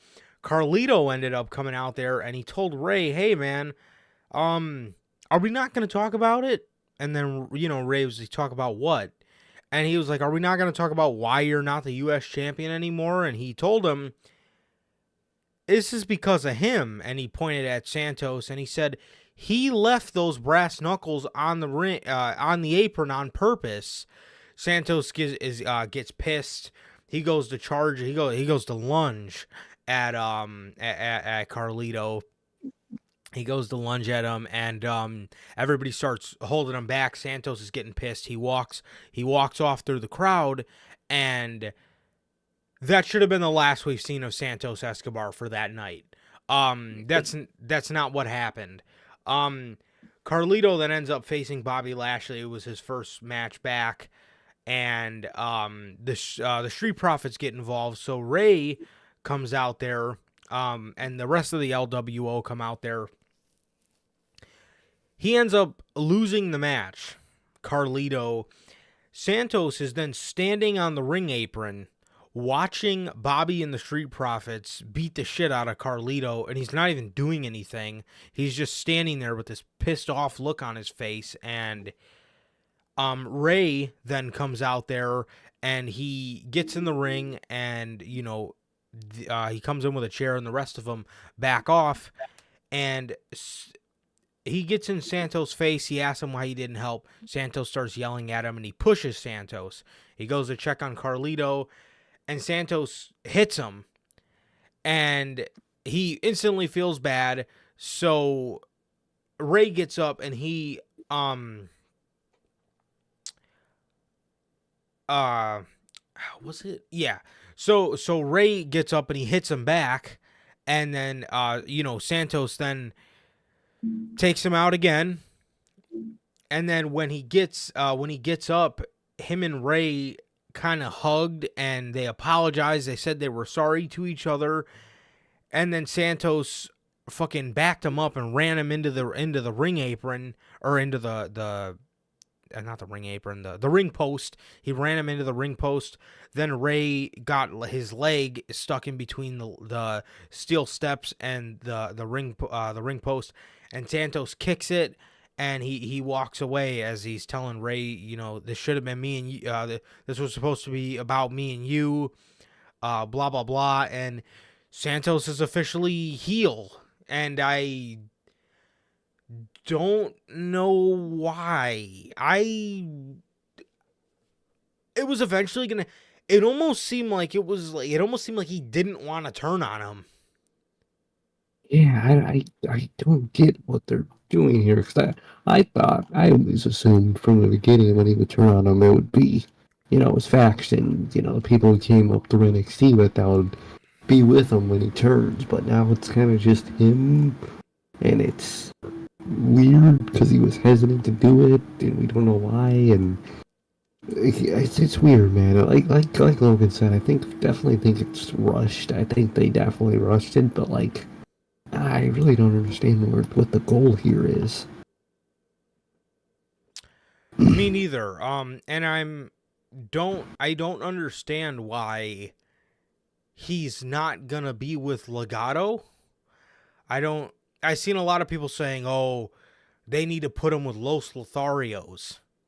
He has a group though, I mean, Exactly. maybe if they just fucking treated him a little better, then we wouldn't have this problem. But no, here we are, and I I don't get it, man. I don't get it. Are they gonna make him a solo? Are they gonna give him a new group? Or like as soon as Santos walked out of the ring and left through the crowd, that is the last we should have seen of him for that night. That's it. Yeah. They should have played it up like Drew. You know, he gets pissed and he takes some time to think, and it builds up. It's so weird because they're doing it on Raw so great with Drew, and then they just rush it like that with Santos. It's weird. Absolutely. It was definitely a shock, man. It was definitely a shock, and yeah, it was a little bit of a head scratcher, man. I'm just sitting there thinking to myself, like, first of all, why are you doing all this right now? And second of all, man, you know, Santos looks like he barely wants to do it. Like, I could see if you wanted to beat the shit out of Carlito because you just thought he was a fucking asshole for saying that. Okay, I get that, but like Ray, like Like, they didn't. what's the reason? Yeah, they didn't build up to. They like slightly hinted at it over the past couple months, but like they never really played it up huge. Like there was like legit dissension between the group, but that was all it took, man. And he completely like snapped, but not really snapped because he looked like he almost regretted it, but then he didn't look like he regretted it. I don't know, man. It just came off pretty weird. It came off pretty weird. It didn't translate on television too well. No, exactly. Like I feel like they're gonna go with the I didn't want to have to turn on you, but I did because I was psyching myself out. I was being too good, but like they didn't do a good job of portraying that. Yeah. Yeah, for sure. For sure, bro. So, yeah, yeah, so that was pretty much the stuff that happened on Smack. Oh, bro. Jimmy fucking Uso. Dude. Oh god. When that Oh, man was cut, what were you saying? oh no, I'll wait till we get to Raw because it pertains to Raw more than this. But go ahead. Dude, when that man was out there talking about LA Knight and he just fucking hits the hardest yeet you can possibly imagine, all hype and shit, and then Roman just calls him and clearly calls him like a fucking dork and tells him he told him to stop saying that shit or whatever he said to him.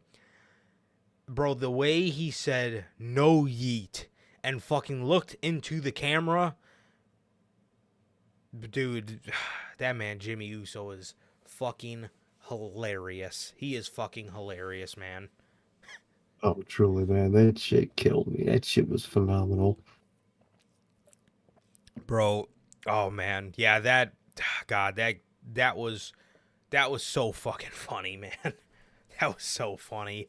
But yeah, man, so that was SmackDown and yeah, now on to Monday Night Raw. So what were you going to say? The shirt, bruh. Did you see the shirt that we saw on Monday Night Raw tonight? I seen a guy in the crowd before Jay even came out. I seen Oh, somebody in the crowd with a shirt and I just see yeet. And I was like, "Oh, that's a cool little shirt the guy made." And then fucking Jay came out wearing it and I was like, "Oh my god, that's a real shirt." And then and then I hope by the time we get to Survivor Series they're selling the blue one. oh, dude, I hope so, man. Oh, you want the blue one? I was looking at that white one more personally.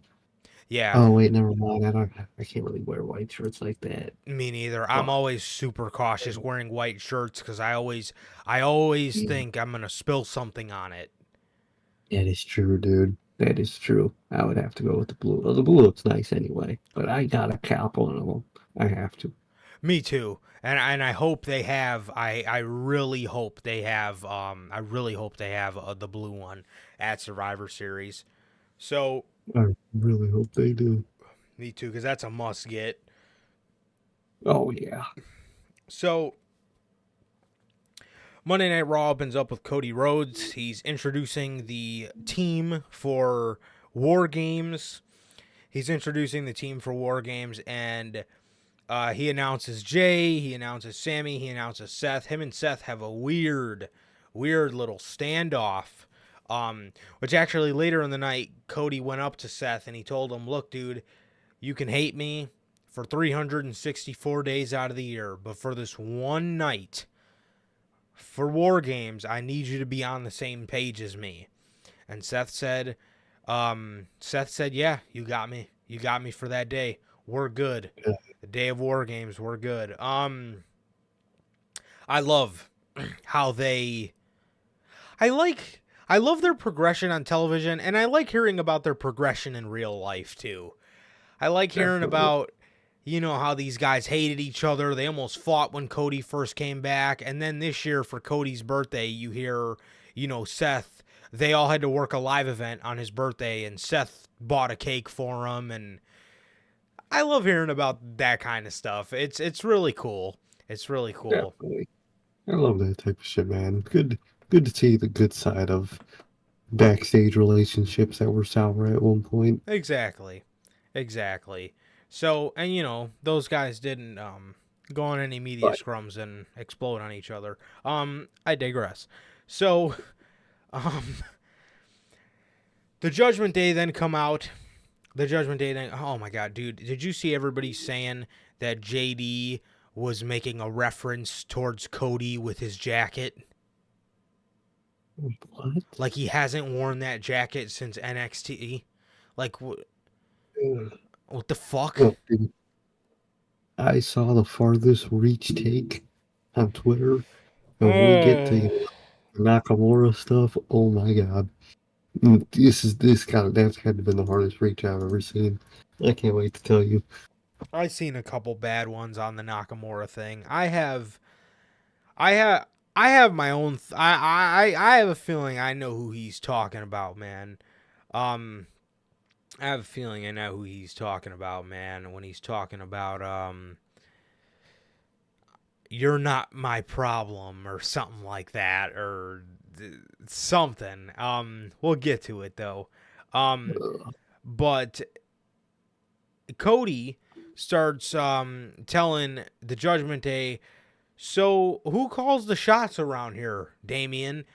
Because if there's no leader of the Judgment Day, or he said, Damian said there was no leader, and he said, well, who calls the shots? It's Rhea, right? So that would make Rhea the leader. But Rhea's not here, so is Dominic in charge?" They said no. And he said, well, I know Finn's not in charge, so is it JD? And Damian Priest goes, "I'm the leader." And dude, if you would have seen the look on Finn Balor's face, bro, Damian Priest didn't even acknowledge him, but Finn just kept looking like, what? What did you just fucking say? So, yeah, man, I don't know. It's pretty interesting, bro. It's pretty interesting, man. He definitely side-eyed him hard. He definitely side-eyed him pretty hard, man. And Seth said enough talking. Seth said enough talking, and he wanted a fight, so he volunteered that Sammy and him would take on Dominic and JD, which Damian Priest accepted for the group, which was very interesting. So they all broke out into a brawl after the tag team match that ended in disqualification. Adam Pearce came out and said, "I'm tired of all these ruined matches." He said tonight for the tag team title match.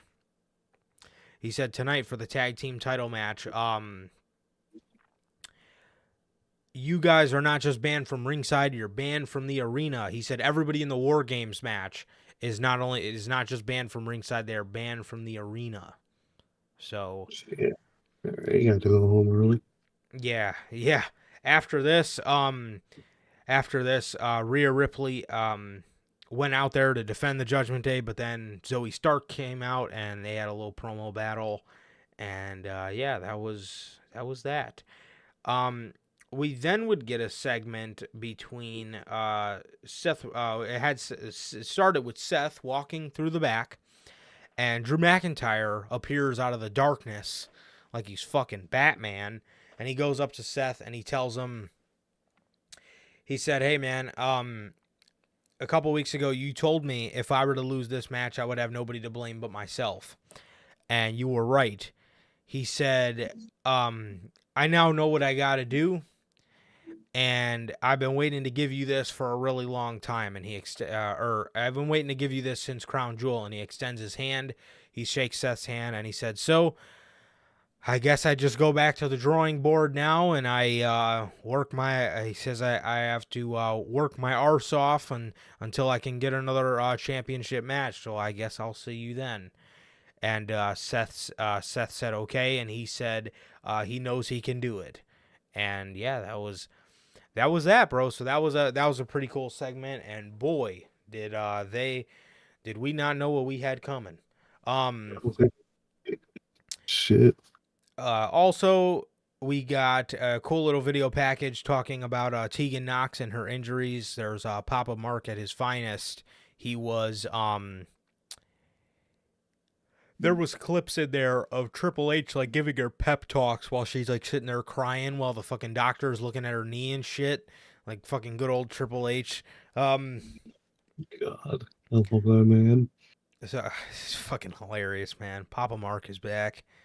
I swear to God. So Nakamura defeats Otis. We get a Nakamura video package where he blurts on and on about Nakamura problems and his Nakamura fucking useless promos every week that make absolutely no sense. But he mentions something along the lines of he's looking for a person and he's trying to call out this person or whatever, and some about they are not or they are his problem, and how this time it's going to be on his hands or something like that, man.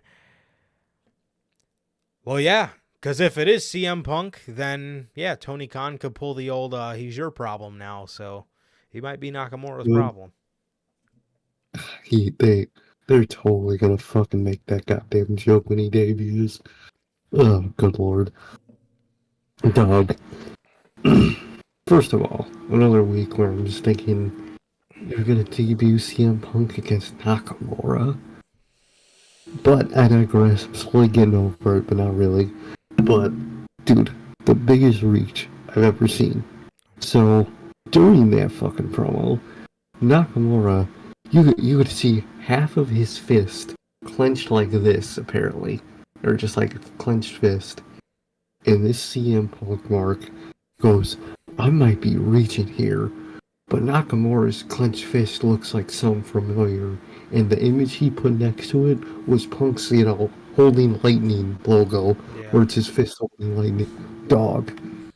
Ain't no way. Bro, his hand was not even in shot. You saw his knuckles. Dog, you need mental help. Seek a therapist, dog, please. Oh my god. Although, these Nakamura segments usually are weird. I'm not really much of a fan. But the only thing that's kind of keeping him alive is his little Punk references. Like, that's really the only thing that's keeping people interested in him. Because when you say stuff like, you're my problem now, it really makes you think about CM Punk because of the whole, people, considering him a problem and whatnot. But that's a hard reach. I mean, unless I see this man straight up do like this or this, cross his fucking hands as an X. I'm sorry, bro, but it's not that if there's I understand there's a lot of Punk references in here, but I can assure you that holding up his fist is about as fucking basic as it gets in professional wrestling. I don't think CM Punk. I can't say CM Punk was the only guy to ever do that pose. So, And if it's not CM Punk, for some weird fucking reason, this isn't CM Punk, they are digging the biggest grave ever for Nakamura to get the oh, booze of his lifetime. we thought 2018 was bad. Oh my god. They are going to have this man get executed live on pay-per-view if this isn't Punk. Another thing, I seen a pretty. I don't even know if I could call it a reach, but I'm gonna call this an absolute bore because if I have to see this feud, I'm absolutely gonna lose my fucking marbles. The part in the beginning where Nakamura says, "You are so, you get so many privilege, you get so many special privileges." I seen this one guy on Twitter say, "Oh my god, we're getting a Nakamura Cody feud." Don't, bro. Don't even fucking walk that line with me right now, dude. If I, dude, bro, oh, that would be so bad. That That would would be be. horrid. I don't know how he gets that. Shit. If you really want to do, you could tie that to Punk too. I mean, who gets this many chances? He's got a lot of them. You know, Exactly. is Oh my god, you have two people with you that can't speak English? Oh my god. This will be horrid. yeah, maybe. Oh shit. The fucking list might wear off on Nakamura. Then we're really Yeah, fucked. I think Nakamura is going to be speaking better English than fucking Cody. The fuck? This shit sounds trash. So yeah. So yeah, Nakamura defeats Otis, and then he picks a fight with Chad Gable for next week. The go home show. And then Piper Niven, or Tegan Knox defeats Piper Niven, and that was pretty much that. DIY. What are we thinking about DIY so far? Doesn't feel like it's happening. It feels like a bad And like, sequel, doesn't it? I don't know if it's bad, but to me, it doesn't even feel like it's happening. Which could, to me, in a way, could be worse than it outright being bad to me. But it's like, it doesn't even feel like we got DIY here. I mean, they're not making them feel like DIY over here.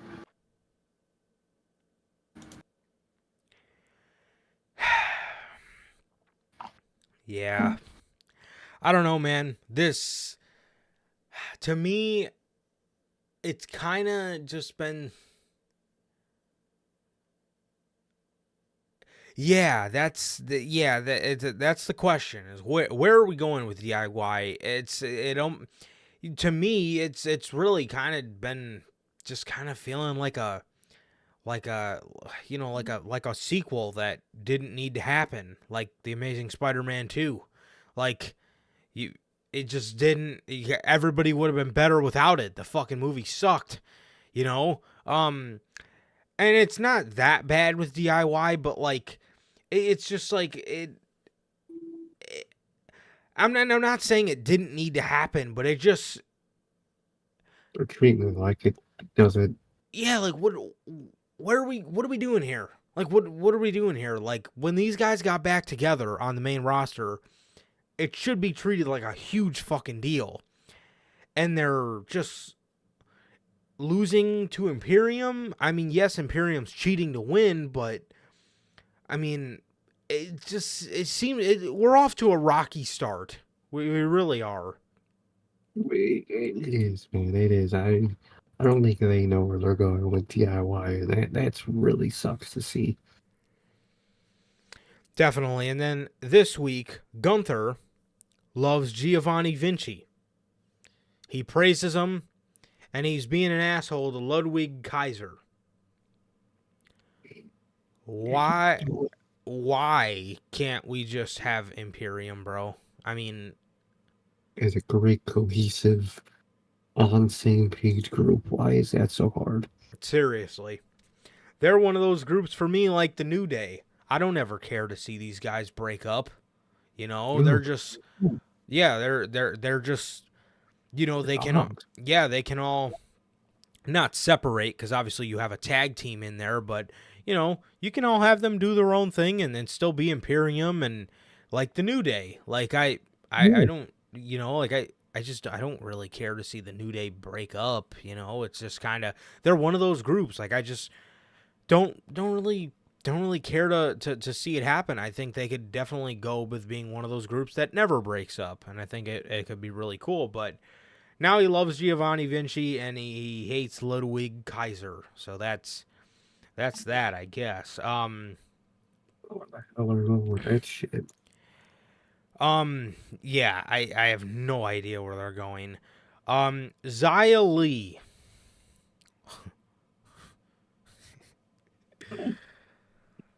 Oh fuck, No.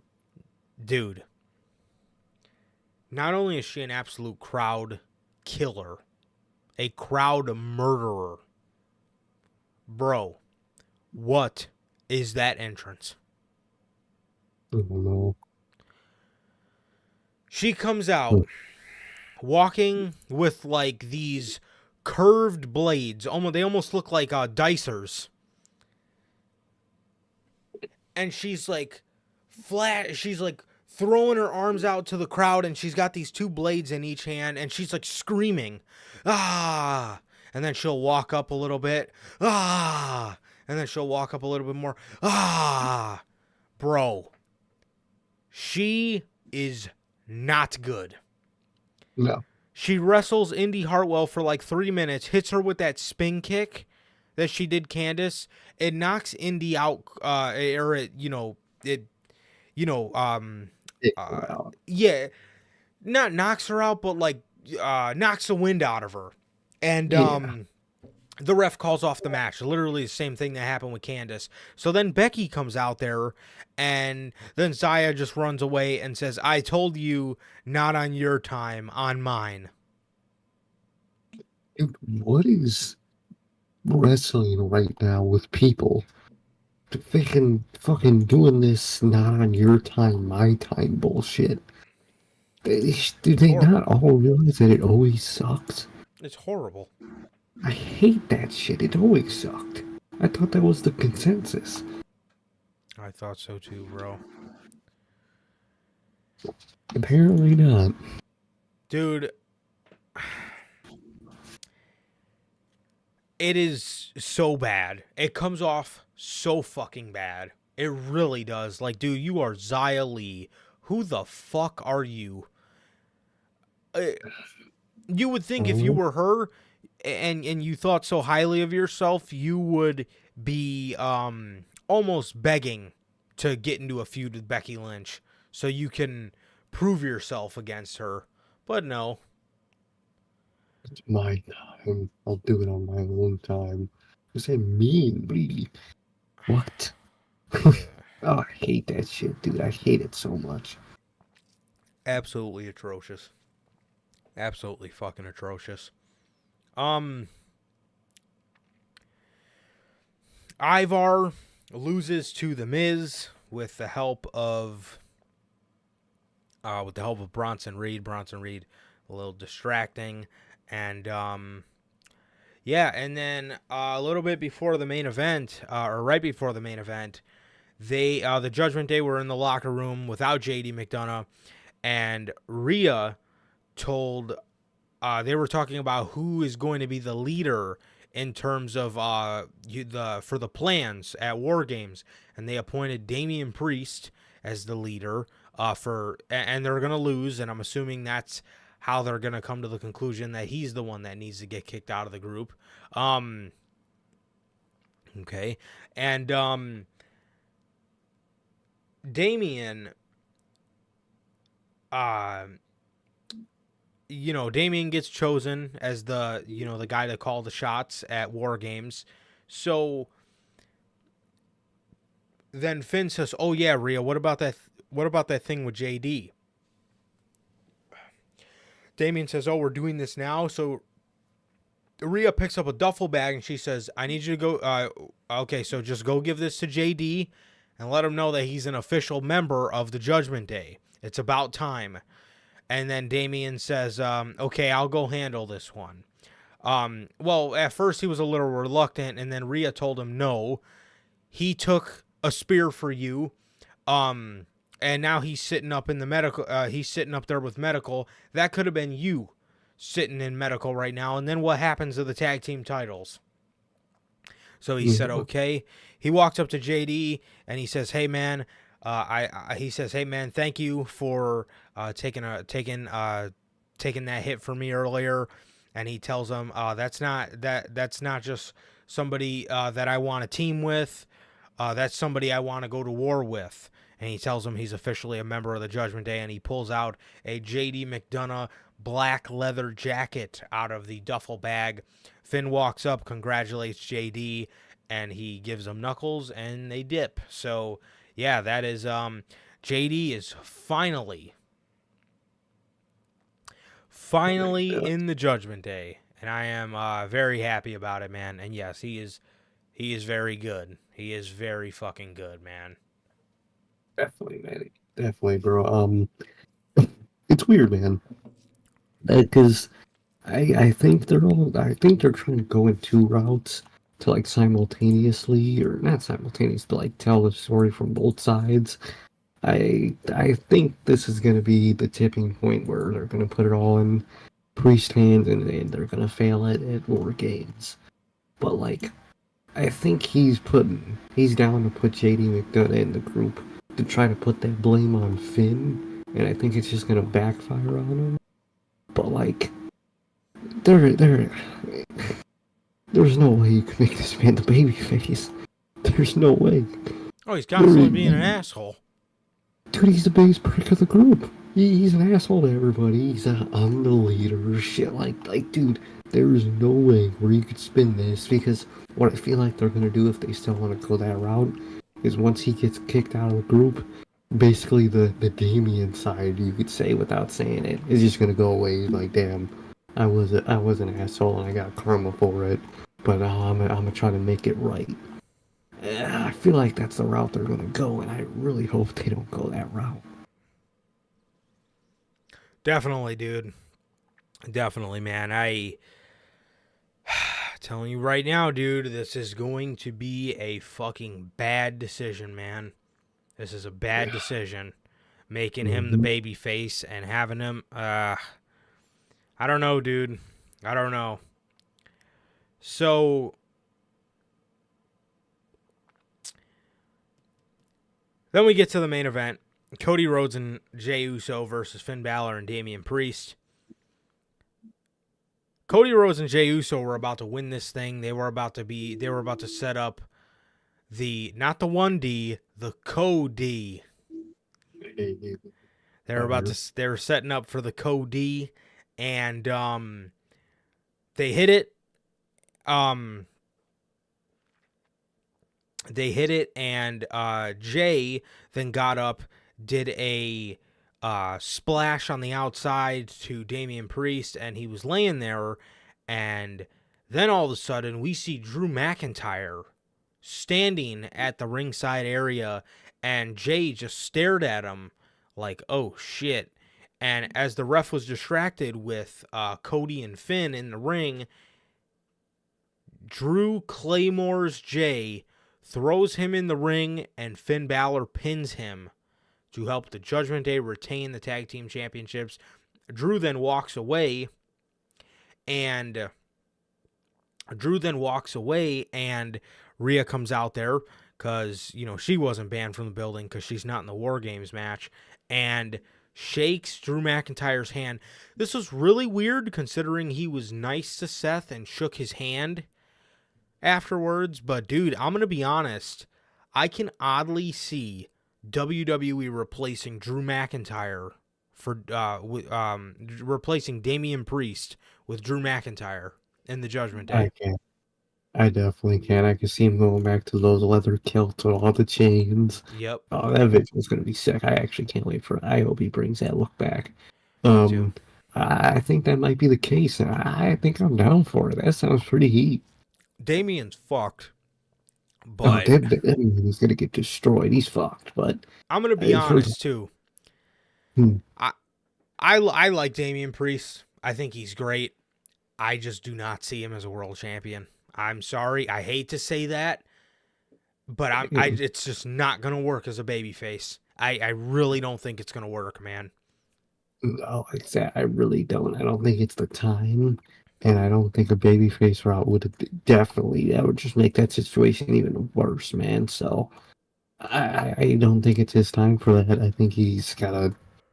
It's just not the time, man. I think he can be there one day, but they're not gonna do it the way they want to do it, and I think they're just gonna do it anyway. And ooh, I think it's gonna hurt.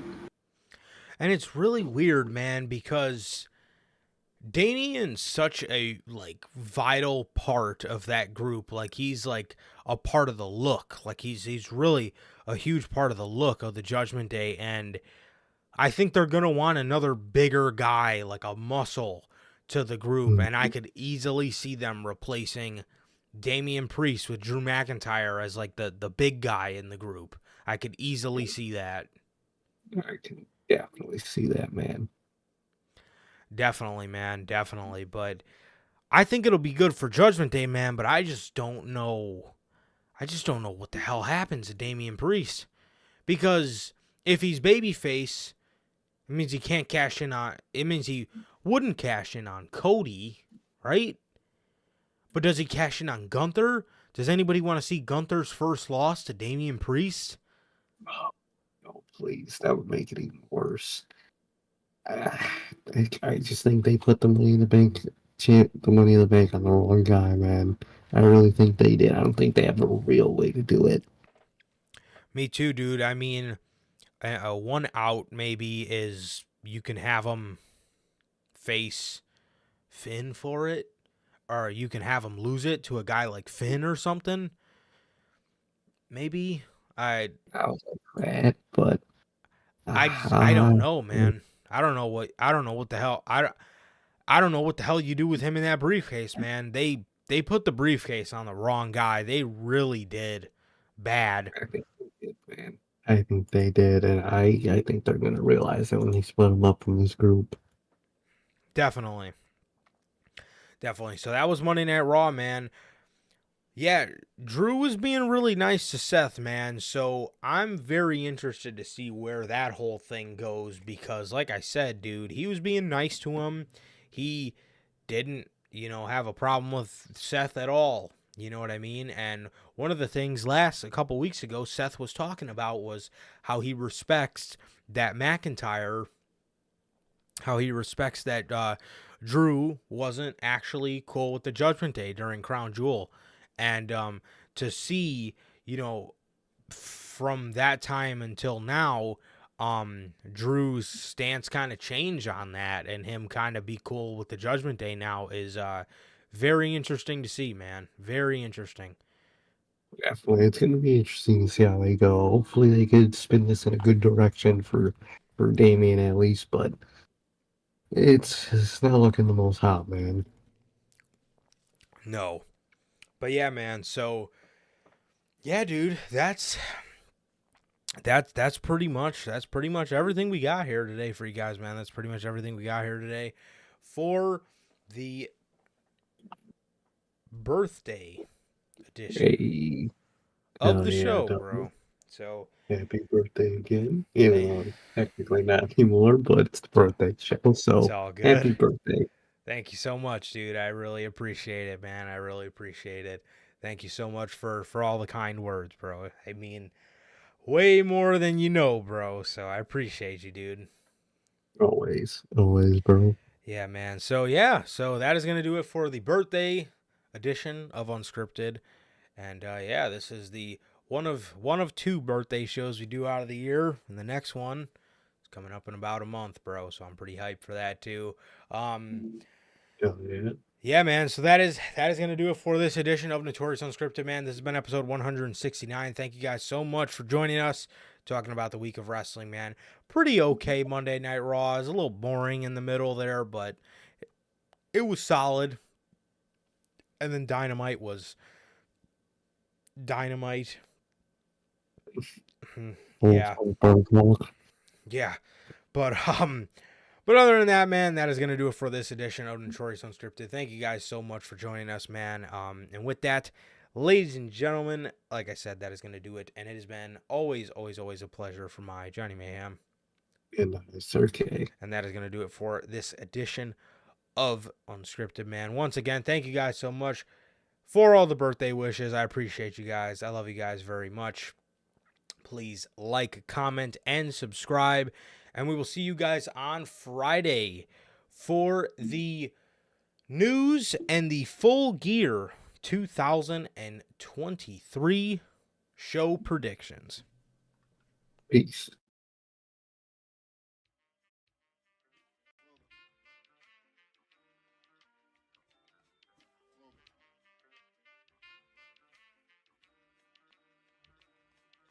I used to get pills on the bitch. Now I throw shields on the dick to stop me from that HIV shit. And niggas know they soft like a Twinkie fillin', playing the villain, prepare for this rap killing.